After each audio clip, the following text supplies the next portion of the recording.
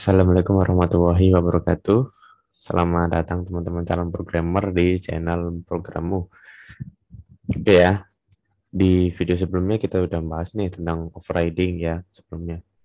Dan sekarang kita bahas tentang visibility atau access modifier. Nah, apa itu visibility?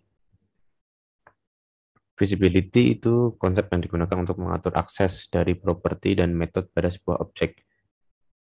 Ya, kemudian ada 3 keyword visibility, ada public, protected, dan private.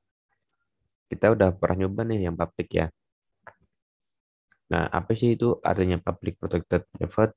Artinya itu public itu dapat digunakan di mana aja, bahkan di luar kelas ya. Kemudian untuk protected artinya hanya dapat digunakan di dalam sebuah kelas beserta turunannya ya, beserta anak-anaknya. Sedangkan private itu artinya hanya dapat digunakan dalam kelas tertentu saja. Nah, mengapa sih kita perlu visibility ya? Yang pertama, biar hanya memperlihatkan aspek dari kelas yang dibutuhkan oleh klien. Kemudian dapat menentukan kebutuhan yang jelas untuk objek. Dan yang ketiga itu untuk memberikan kendali pada kode kita untuk menghindari bug.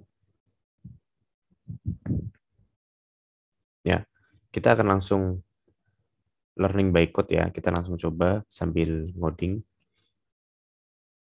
Seperti apa sih kegunaan visibility gitu. Apa bedanya kalau kita setting public, protected, dan private gitu. Oke, kita langsung coba aja. Oke, jadi ini project yang sebelumnya teman-teman kerjakan. Kita bahas tentang overriding ya, terakhir di video sebelumnya. Oke, kita akan coba di sini properti kita itu public ya, nama barang harga stok itu public. Coba kalau kita akses nih. Misalnya kita kasih ini dulu, kasih garis. Oke, kemudian misalnya kita mau menampilkan harga dari mie instan misal ya, mie instan harga harga oke, sebentar kurang titik koma. Oke, coba kita run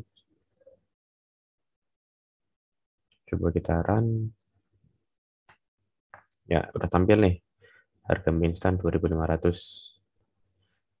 Nah, tapi kalau kalau ini public ya, kita bisa mengubah harga mie instan seenak kita. Misalnya dolar dolar mie instan, misalnya kita mau ubah harganya menjadi Rp500 misalnya. Nah, maka akan berubah nih. Nah, kita nggak mau nih biar orang lain itu mengubah seenaknya harga kita. Salah satunya itu dengan menggunakan merubah visibility. Ya, ini yang harga tadi kita ganti menjadi protected setelah harga. Coba kita run, apakah bisa? Nggak bisa, karena properti harganya ini terprotect ya. Jadi hanya bisa diakses oleh kelas atau turunannya. Oke, lalu gimana caranya biar kita bisa mengakses harga? Nah, caranya kita kan bikin harga ini di benda padat ya. Jadi yang pertama-tama kita membuat metode namanya get harga gitu aja. Nah, apa isinya? Isinya itu kita akan return this harga. Oke, coba kita run. Apakah berhasil? Oh, maaf. Yang di bawah ini kita ganti jadi get harga ya. Apakah berhasil? Oh, sebentar. Nah, berhasil. Sudah berubah ya menjadi 250. Jadi nggak bisa diubah seenaknya gitu. Oke, itu salah satu fungsi protected. Kemudian kalau private gimana? Nah, kalau private kita coba run. Nah, nggak bisa nih karena properti harganya di sini private. Nah, kalau private itu kan hanya bisa diakses oleh kelas tertentu kan. Nah, makanya ini kita pindah pindah aja di kelas sendiri, di kelas barang. Di sini misalkan save lebaran, nah bisa diakses. Nah, itu salah satu kegunaan dari visibility ya, dari public, kemudian protected, private gimana? Udah ada gambaran belum? Ya, semoga udah ada gambaran. Oke, sekarang kita akan coba yang lebih susah nih ya. Kita mungkin ingin menambah properti diskon ya. Kita menambah properti diskon. Kita ingin misalnya di pendapat dat ini ada diskonnya. Itu. Misalnya diskonnya ini 0 deh.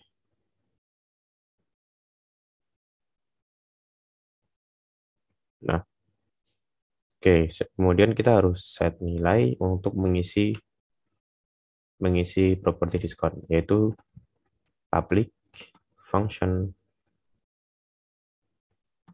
set diskon. Misalnya seperti itu ya. Nah, isinya itu this maaf, $this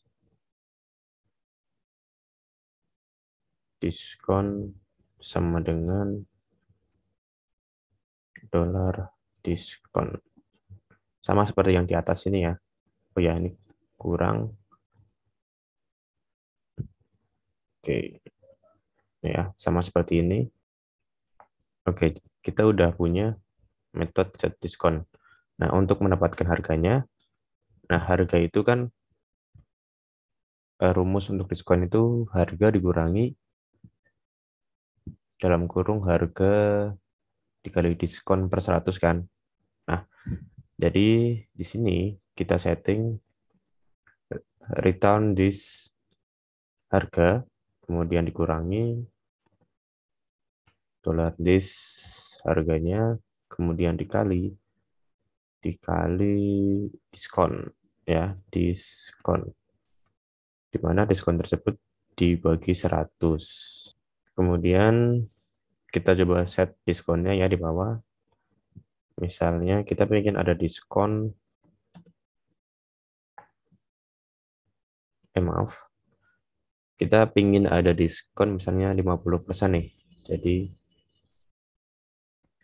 instan kita ingin ada diskon 50%. Jadi kan harusnya harganya 1.250 ya, harusnya seperti itu. Coba kita run. Nah, udah tampil nih. Berarti diskonnya sudah dihitung gitu. Kalau misalkan 0, berarti kan nggak ada diskon ya, ya kan? Nah, tapi ini kan masih publik nih. Nah, kalau publik kita bisa akses diskonnya nih.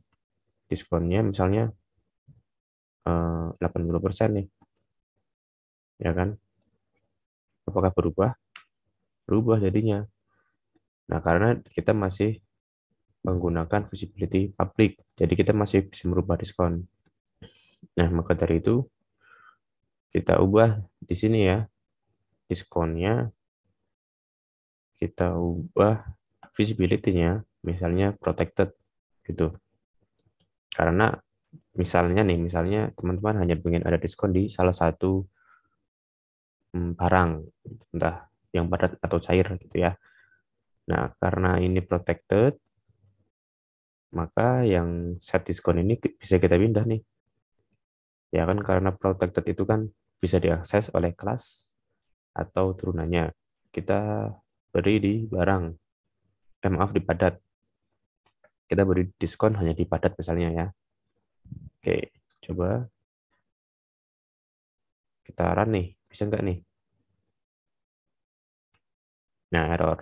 Karena properti diskon ini terprotek ya. Oke, coba kalau kita ubah jadi set diskon 50%. Nah, udah berhasil. Nah, lalu gimana nih kalau misalkan kita ubah jadi private? Nah, otomatis otomatis nggak ada diskonnya, ya kan? Karena ini hanya bisa diakses oleh kelas barang itu sendiri ya. Kalau kita run, nah kembali lagi ke harga awal. Jadi kita biarin aja protected gitu. Nah, terus gimana kalau misalkan kita mau ada diskon di cair gitu. Cair, maaf minuman ya, minuman kita set. Nah, kita nggak punya, kita set diskon misalnya 50. Nah, nggak bisa nih merah-merah ya, karena di minuman ini, di kelas cair itu nggak punya metode diskon. Jadi diskon ini hanya bisa dipakai di sini, di padat.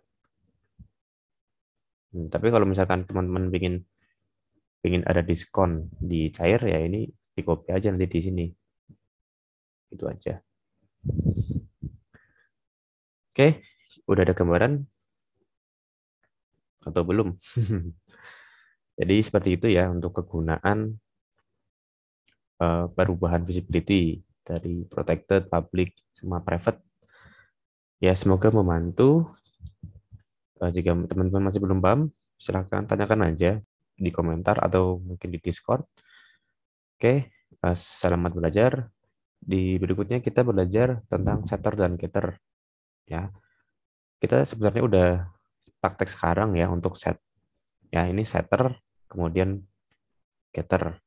Kita udah nyobain sekarang, tapi kita akan bahas detailnya di video selanjutnya. Oke, terima kasih sudah menonton. Saya minta maaf jika ada penjelasan yang kurang jelas. Wassalamualaikum warahmatullahi wabarakatuh.